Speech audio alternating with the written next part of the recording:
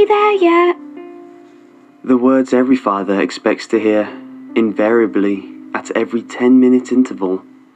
My 8-year-old daughter, Cynthia, would peel her face from the car window and ask the same question. And dutifully, I would respond, "Almost, sweetie." We had been driving for almost 2 hours, which should give you an idea of how much I'd had to put up with to drop Cynthia off at her mother's. Lisa and I had been divorced for about 3 years, and doggedly, she still demanded to see Cynthia for a month every Christmas. Now, Lisa wasn't exactly Mother of the Year material, but hell, I'm no angel myself. I'm 37, I smoke, and have a nasty penchant for cursing like a sailor. But damn it, I love Cynthia. And it still kills me every time I drop her off for that dreaded month of December. Needless to say, I was in no hurry to get to Lisa's, and so this year decided to take the old backwoods route. I figured it would be a good chance to show Cynthia the beauty of nature, while squeezing out a little bit more time with her before I had to leave her for 4.5 weeks.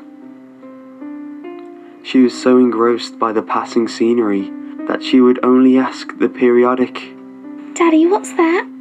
or, "Are we there yet?" before replacing her round little face on the passenger side window. And I would indulge every question, explaining, "It's an old grain silo, sweetheart," or "Almost, dear."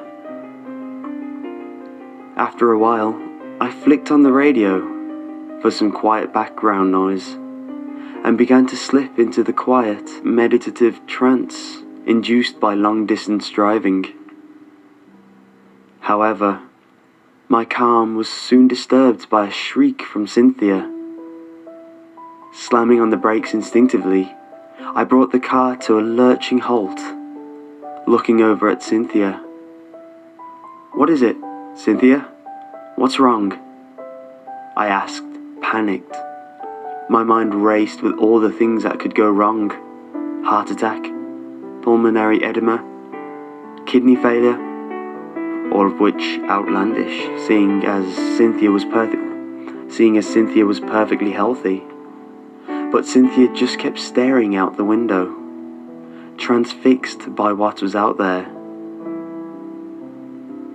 As I looked past the small, childlike head, I began to see what elicited the shrill scream. It was an enormous white birch tree in the middle of a snowy field. Now, aside from the unusually large size of the tree, birches don't grow much bigger than a foot in diameter, this one had to be 4 or 5. Something else struck me as odd about the leaves of the tree. It was a good distance into the field, about 30 yards, and I was still looking from behind Cynthia's head, which was firmly plastered to the window at this point. But I could just barely make out the shape of the leaves themselves. It didn't register at first, but after looking carefully, I realized that the leaves of the tree weren't leaves at all.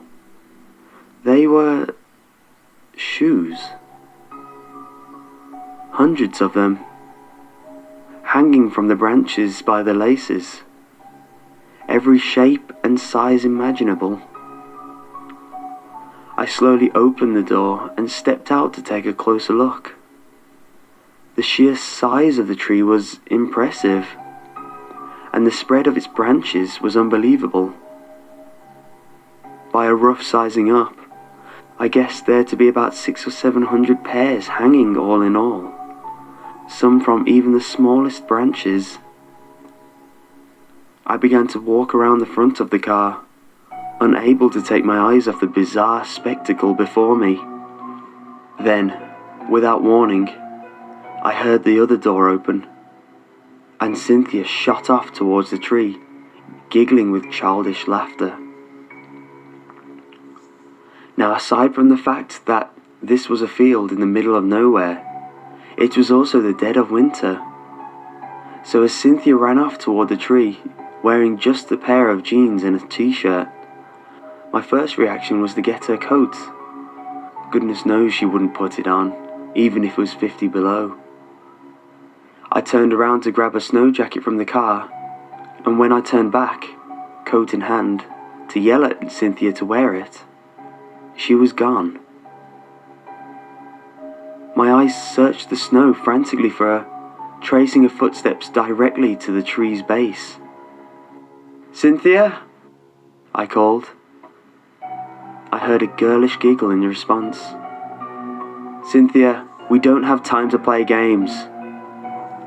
I took a step towards the tree, and as the snow crunched underfoot, I heard her giggle again. Unmistakable. "Cynthia, come here right this instant!" I shouted, my voice becoming slightly more hoarse. To my immense relief, she revealed herself, dashing out from behind the shoe tree. But there was something off about her. Something I couldn't quite put my... She was barefooted. Fine, Daddy, I'm here. Do we have to go? The tree is so warm and nice. I grabbed her by the shoulder, shaking her small frame, nearly trembling from fear. "Cynthia, where are your shoes?" Nervously she answered. The nice man told me to take them off. Daddy, look, he gave me a pretty necklace. My heart sank to the pit of my stomach. Sure enough, there, around my daughter's neck, was a small heart-shaped pendant. I clenched my jaw, grabbed the pendant and snapped it off. Daddy, what's wrong? "Cynthia, I need to get you back in the car, and stay there, now." But, Daddy, my "Now, Cynthia! Get in the car and lock the doors. Don't open them for anyone until I tell you so, okay?" Okay, if you say so. Cynthia walked off, nervously towards the car, throwing glances back at me over her shoulder. I watched every step she took until she finally got in and locked the doors. Then, I turned to confront this nice man, whatever sick person set up this little sideshow attraction. I wasn't about to allow him to go around luring little kids in with cheap baubles just so he could get his rocks off. I followed Cynthia's tracks straight towards the tree until it loomed before me, larger than life. It was then that I noticed something about the shoes. They were all children's. And a single pair larger than a kid's size 7. I shuddered and placed my hand on the tree for support. To my shock, it was warm to touch. I peeled back some papery bark to get a closer look of what might be causing this phenomenon, and was surprised to see what looked like initials carved in. Now that wouldn't have been terrible usually, were it not for the fact that right next to those initials were more, and next to those even more. As I peeled back more and more of the thin, waxy bark, I discovered dozens of initials carved in, then hundreds. I took a step back. I began to get an uneasy feeling in the pit of my stomach. The twisting, wrenching knot that forms when you know something's wrong. I glanced back up at the shoes, and the knot tightened. I saw Cynthia's sneakers dangling there, like little cadavers, dangling languidly by their laced entrails. Thoroughly creeped out at this point, I turned and ran back to the car, my breath forming heavy clouds in the sharp cold air. I grabbed my key, unlocking the driver's side door, and got in and locked it behind me.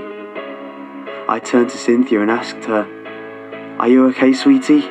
Did anyone hurt you or touch you?" No, Daddy, I'm fine. Mr. Smiles is funny. He makes me laugh. He's got a funny face. That knot in my stomach twisted and squeezed, sending icy tendrils of fear creeping up toward my heart. "Who's Mr. Smiles, Cynthia?" Cynthia remained wordless as her eyes slid to the back seat. My heart froze solid as I turned my gaze to follow hers. It lounged casually back there, only barely human. Bony talons clasped neatly together, protruded from under the rotting flesh of its fingers. Its funny face was a mass of decaying skin, stretched tight over its bleached white skull. The corner of its mouth had sloughed away, leaving only a sickening grimace permanently etched beneath its eyeless sockets. The grotesque smile widened, and it reached into a jar at its side, grasping a tiny piece of candy between its decrepit fingers. "Care for a piece of candy?" I stared, frozen with terror, as Cynthia's hand reached out and snatched the candy from its clutches and began unwrapping it. The creature's eyeless gaze seemed to shift to meet my own horrified stare. Its disgusting grin widened ever so slightly. I tried to scream, but curiously found that I couldn't. Funny, I hadn't even noticed his other hand creeping up my neck. A creeping chill entered my veins as his icy talons clutched my throat. Warm blood spilled down my chest as my last breaths wheezed through the freshly torn hole in my neck. Cynthia looked at me, curiously, suckling innocently on that piece of candy. Her voice echoed around me as I spiraled down into darkness. Daddy? What's wrong? Daddy? Daddy!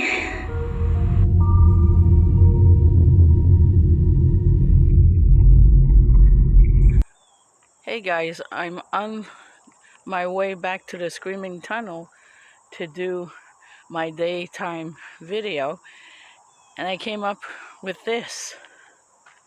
It's a tree full of shoes, from boots, rollerblades, ice skates, tennis shoes, fancy shoes. It's almost like a shoe store. Do you guys know what this tree represents? We tried to look it up on Google. See, there's some all the way up there too.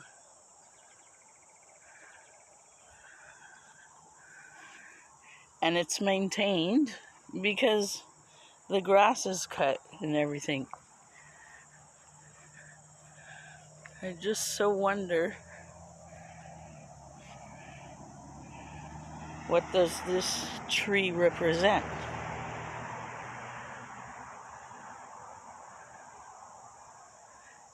And from here to the Screaming Tunnel, it's not even 5 minutes.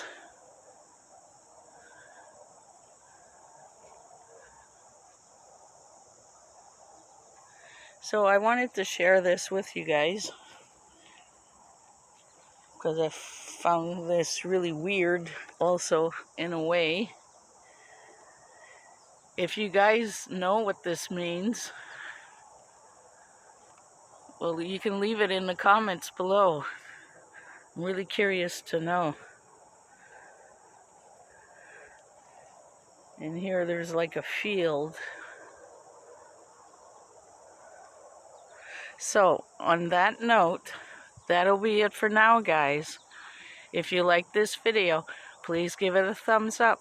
If you're new to the channel, please consider subscribing for more videos like this. And I'll see you in the next video.